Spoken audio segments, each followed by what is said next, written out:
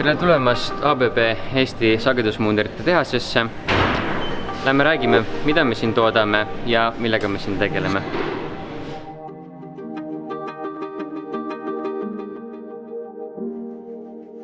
Ma olen Lauri, inseneriosakonna juht, ABB-s töötanud nüüd 12 aastat. Alustasin praktikal 2005, Eestis elanud 2,5 aastat, Soomest pärit. Ma olen Kaarel, tootmisinseneride juht, ABB-s töötanud üle 7 aasta.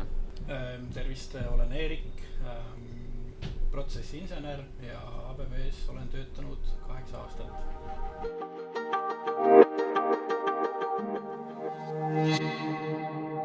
Ja meie siin siis töötame Eestis sagedusmuundurite tehases, kus me siis valmistame selliseid seadmeid, umbes nagu siin, mis on tavainimese eest üldiselt peidus. Need juhivad siis meil selliseid seadmeid nagu näiteks liftid, kraanad, eskalaatorid. Ja peamine siis mõte sellel on siis juhtida seda mootorit ja hoida kokku energiat. Nii, meie tehases on umbes 400 töötajat Eestis. Globaalselt meid on palju rohkem. Ma ei tea, mitu tuhat ABB Drivesis töötab globaalselt. Meil on siin erinevad osakonnad, muidugi tootmine on üks nendest suurimatest või kõige suurem insenerioosakonnas töötab ka umbes 70 inimest.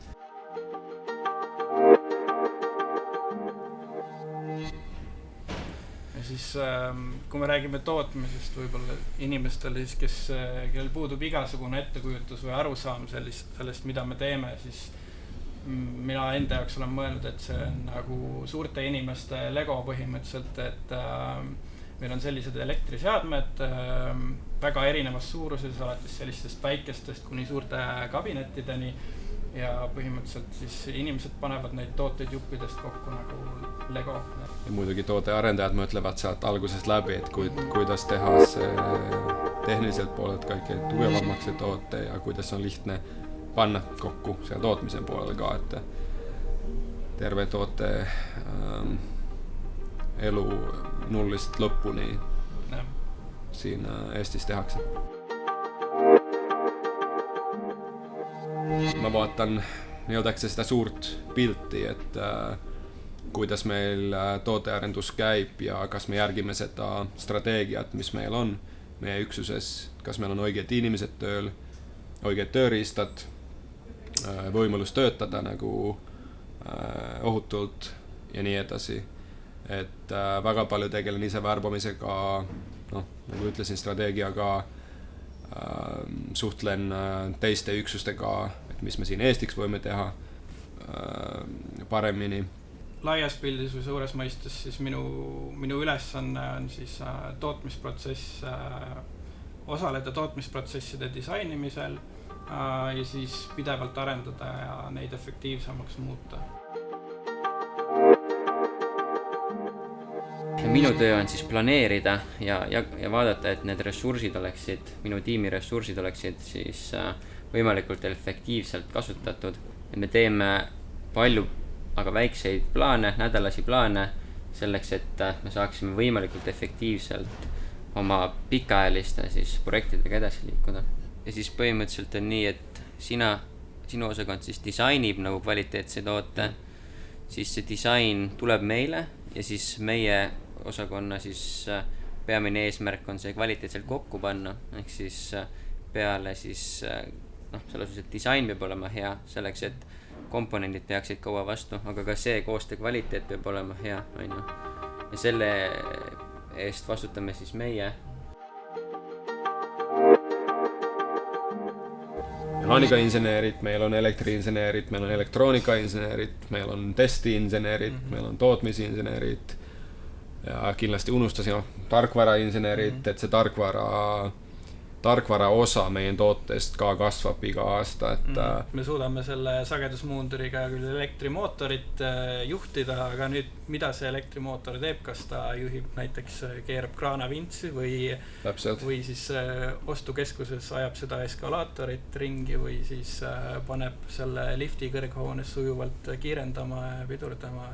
Ma natukene tulen tagasi, et tootmisinsenerid osalevad samamoodi juba tootmise disainimise protsessi juures koos siis nende samade disainerite, mehaanika ja elektriinseneridega, et tootmisinseneridel on see, nemad toovad selle kogemuse, et kuidas seda toodet kokku saab panna, millised on parimad praktikad ja nemad siis saavad öelda näiteks mehaanikainseneridele, et kuule, sorry, aga seda viisi ei ole võimalik seda toodet kokku panna, et näe, siin on, ma soovitan sul äkki teeks selle jupi natukene teistmoodi ja siis on lihtsam sellel toote koostajal see kokku panna.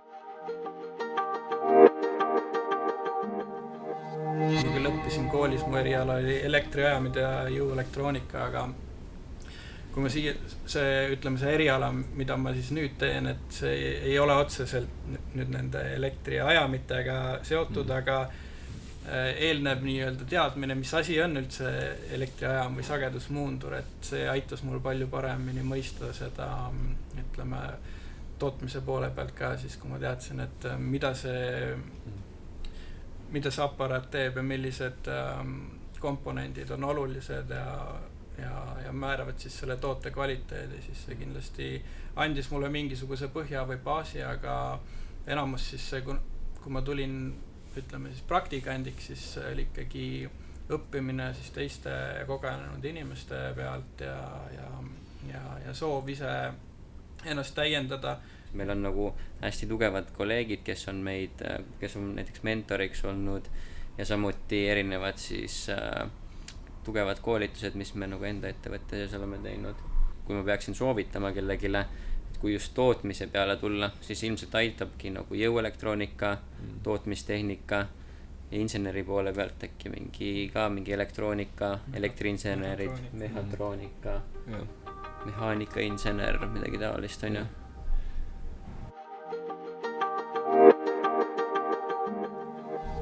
Minu jaoks ka on nagu kõige olulisem just see, kuidas tiim omavahel toimib. Ilma tiimita nagu on tiimliider mitte keegi, sest et üksinda ei suuda kunagi neid probleeme lahendada. Tiim peab olema tugev, igalühel on omad tugevused, nõrkused ja tuleb see omavahel nagu hästi käima panna ja just see, et ka inimesed omavahel suhtleksid hästi, et see on nagu ülimalt oluline. Et meil on väga viisakad inimesed siin tööl, meil on eksperdid, spetsialistid, et see oskus on nende peas, mitte selle tiimliideri peas. Et see koos töötamine on pikem see tänapäevane stiil, mitte selline hierarhne struktureeritud juhtimine.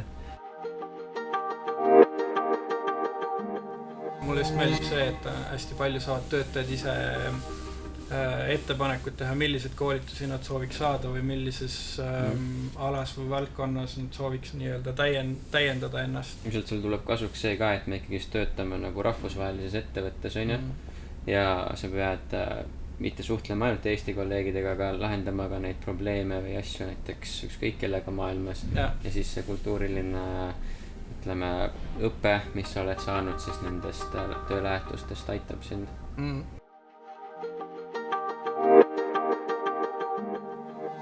Kui me räägime nüüd nagu näiteks intervjuust kandidaatidega, et kindlasti see ei ole nagu mingi mure, et kui keegi koolist tuleb ja mõtleb, et no mul ei ole seda töökogemust, et iga inimesel on tavaliselt mingi näiteid, koolitööd, hobid, mis iganes, kus on toimunud mingi asju ja on midagi hästi läinud, et neid näiteid võib võtta ja tuua.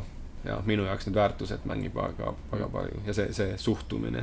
Kui ma tulin tööle ABB-sse, siis ma tõenäoliselt sel hetkel ei kujutanud endale mitte kunagi ette, et ma võiksin kuskile väljamaale tööle minna, selles mõttes, et ma pigem olin nagu tagasihoidlik enda suhtes, aga ja esimest korda siis Indiasse minnes, kui mind sinna kutsuti, siis see oli päris hirmutav, aga peale seda nagu see avas selle Pandora laeka, et ma olen nagu selles osas väga avatud ja kuidagimoodi olen enda jaoks elus võtnud sellise moto või suhtumise, et elu on niikuinii liiga lühike, et mitte proovida neid erinevaid huvitavaid asju. Täpselt.